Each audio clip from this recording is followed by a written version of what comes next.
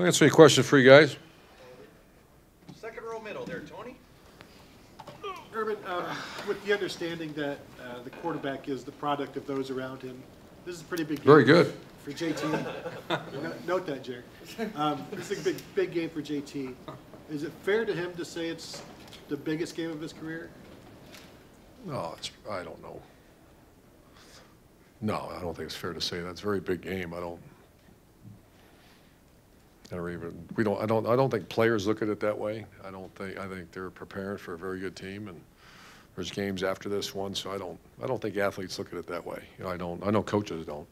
Do you ever have to like make it more important to the player or less important, like to the quarterback? Do you ever have to adjust how they're viewing a big game? No, I hate to disappoint you. There's not much conversation about that. It's all about, you're facing a team that's 40% pressure, and so it's all about recognizing the pressure in this formation. Where's the free safety? And, we just don't have conversations about that. Front row left, Bill.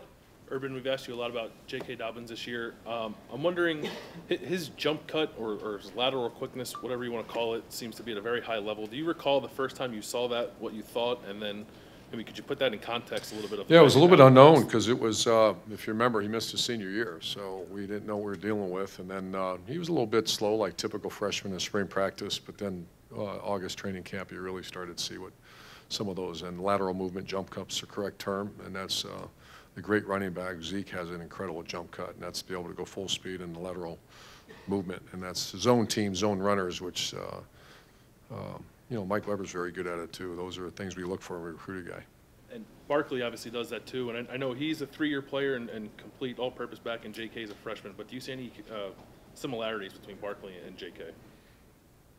Sure. I think the one thing that makes Barkley so good, obviously great running back, great vision, great speed, strength, but his ability to catch the ball, and J.K.'s very good with his hands. He seems to be, I could use him in the return game as well. We don't because we have Paris, but he's got a skill set that can do a lot of things. Middle row, or fourth row middle, Andrew. When Oregon started wearing alternate uniforms back in like 2013, it gave them like a clear recruiting advantage, but now everybody seems to be wearing them, everybody except for maybe Alabama. Do you feel that it still gives you guys like an advantage, or is it attractive to recruits, or does it really not matter anymore? I don't know. I think players I know we wore black that one year, and I see recruits, and I still keep one in my office, and I think it's appealing to recruits. Front row right, Austin. To follow up on that, Urban, have your opinions changed on them at all over the years? It seemed like initially you were really hesitant to put on any alternate uniforms, but now it's become a staple. I wonder if you like any of them, or you've changed your tone on it at all. I don't care. I think, I don't. I'm an Ohio State fan since I could stand up. So I love the scarlet and gray. I do. I think every once in a while it looks pretty cool out there and see some of those helmets. I've got saved ones we won, and I think it's I'm glad the fans appreciate it. I think they have. At first, I think there was some resistance, because we are a very traditional school. But recruiting a lot of times is very important, and I know the recruits like them. Do you remember that JT kind of built some of his legacy in 14 with people talk about the Michigan State game, but when he played Penn State, his knee was banged up late in that game. Do you think back on that one, is it a turning point at all for his career or anything like that? Sure. That was his, as far as respect to the head coach and everyone else, that was the ultimate. I've never seen many players do what he did in that game. And I still remember that white out, the student body, going down there, we're down by 7-second overtime. And it was awesome. So, yeah, that'll be part of his legacy. All right, Clay. How often do you take, I guess you take the pulse of the team weekly, daily? Do you like where they're at right now? I do. It's a Wednesday, so we actually went spiders today. I like where we're at. We're not finished. We're not finished preparing. It's a very good team we're playing, so we're going to use every ounce of preparation we can. How do you, if you see pressure, how do you relieve it among players, coaches, even yourself?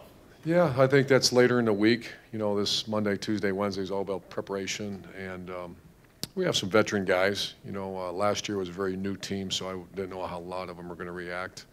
This year, I think, just I like when we get together at the hotel and it's just us. We always worry about outside distractions in big games like this. I felt it at Oklahoma. Who's coming, who's not coming, and all that. So I think we're more experienced now than we were in game 2. Not a different approach, though. Just Yeah, I think it is. I could say to you, sure, it's different approach. I think everybody has a different mindset right now. There's not going to have to be a whole lot of cheerleading going on.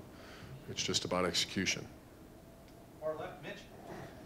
The football fan in you, is it fun to watch two quarterbacks who are playing really, really well go up against each other? Fun? Yeah. You guys asked that fun question. And only fun is I look up at the scoreboard in the 4th quarter and we're up. That's it. Far left, Lori. Coach, it's clear from what you told Tony that it's not necessarily front of mind maybe, but your best players, do you see something different from them during a big week? Absolutely. Or is the thing that makes them great that they never change? Well, yeah, the best players, and I've made that comment to our team, the best players play their best. You heard that, that's one of those old adages that you hear players say, you hear coaches say. That's absolutely the truth. You're a bully if you beat up on the guys that, you're better than. And you're a great player if you play your best in those games. And you think back to, there's been some great examples of that around here. On that 14 team, my goodness, did they play their best in the big games. 15 they did for the most part other than the one game, and then last year was not so much at the end of the season. We did against our rival when we had to, but yeah, absolutely, that's an absolute truth what you just said. So on this roster, who is it that stands out in your mind as having that clutch gene?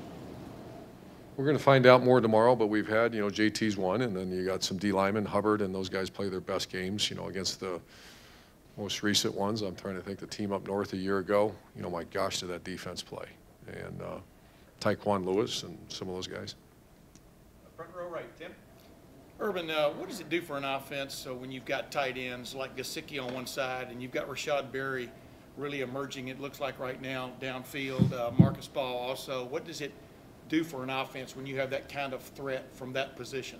Especially the size advantage that, there's not many safeties or corners that have, Gesicki's got very good size and Marcus Ball's got very good size and speed, and he's using it, I made the comment he's kind of a, a little bit of an underachiever using that as ability, but he's been really playing well the last few weeks. So, and Rashad Berry's got freakish size and speed. So it's just the obvious advantage, size advantage, and a leverage advantage.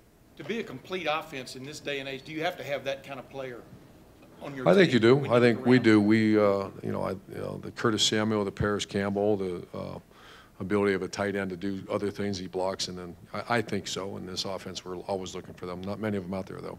And one other thing, anybody this week develop any maladies, any injuries, anything like that? We're good to go. Front row left, Doug. Urban, you mentioned the pressure Penn State likes to bring. How equipped is your offense to deal with that, to deal with the blitz, to handle the line, JT, all that? I mean, it's taken a lot of work because they'll show one come from the other. They're very good at holding their disguises. And, someone's asking a question about big games, and we're trying to figure out, usually the secondary helps you. This team's pretty good at holding it. So that's one of their strengths is be able to hold not showing it before they bring it. And it's 40% pressure. And JT, I mean, in those moments, how good, it's hard, but how good is JT at diagnosing? He's at times been great, other times not as great. That's the challenge of Coach Day, and that's what they do all day long. And we've talked about the kickoffs all year. You've talked about it. The best player in college football is back there catching it for them.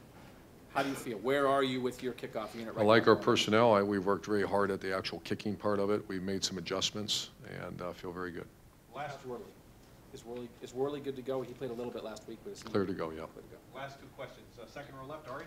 Urban, when you look at just in the name of everybody in the offense has an equal share in how well they play, when you look at the film over the course of the past month, can you put into context how different this offense looks as a whole to you? I mean, is there a clear difference when you, I don't even know if you go back and watch the Oklahoma game or anymore, but like in the last 5 weeks, do you see a clear difference in? I do. Once again, I keep using the term realistic. You're facing number one defense in America, so it's going to be a little different than playing some of the other teams we just played. But this is a real one. But to answer your question, we're very balanced right now, and JT's throwing a very efficient clip, and his timing with the receivers is very good. losing Brandon Bowen was a little bit of a thump to us, but Demetrius Knox went and played well. I think that, these kind of games, again, it's going to have to be somewhat methodical. And that means, because teams don't, you don't usually get the big hits that we've been getting. So you got to be very methodical and move the ball down the field. I think one of the major goals that this team always has is to be playing their best football come November. This is the end of the month. I mean, do you think that the progression of this team offensively has been at an accelerated rate? I mean, can you just speak about the way Coach Wilson and Coach Day have kind of helped the evolution of this team? Sure. I think they've made us better. I think there's very good communication regardless of, systemic changes that we made to the offense. It takes a minute to get a grasp on, because we don't, we're not changing terminology. They have to learn it. I thought they've done a good job, so it's very comfortable to sit in those meetings and they understand everything now. And final question, Bill? You mentioned Marcus Ball. What do you think is the cause of his change that he has kind of gotten with the program? That'd be a good question to ask him. He's never not been, it's just he's so talented and he's just, but there's been others, Curtis Grant would be the ultimate story to say, Curtis, what was that? And they're young people that grow up. There's, whatever the motivation is to leave a legacy here, to get drafted, which is all fine. Whatever it is, use it. And that'd be something to ask him. I think he's taking pride in what he's doing, in my opinion. And you've got the number 2 and number 6 teams. It's late November. Most of the time, people have a pretty good idea of who these teams are. Penn State hasn't played an offense like you have. You've gone through a stretch where you've played opponents that you're clearly better than. In your mind, how much of a mystery is this game? How curious are you to see just how good you are? On third down, I just, once again, I'm not being a jerk. I'm just, we don't even think about things like that. It's all focus is on execution against a team that's all over the place on defense. And so I think there are great storylines, and someday when you look back, say, man, that was really cool. We're not there yet. I think Friday sometimes, because it's the haze in the barn, so to speak, you're kind of, now it's more about motivation, but right now it's the pinpoint focus on execution is what it is, and you don't even think about stuff like that. Do you feel a lot better about your team now than versus before you played Oklahoma? I think a lot better, yeah. I think, we were somewhat a veteran team, but you also were playing a lot of new guys that never played before, and it's surfaced at times. Thank you. Very much.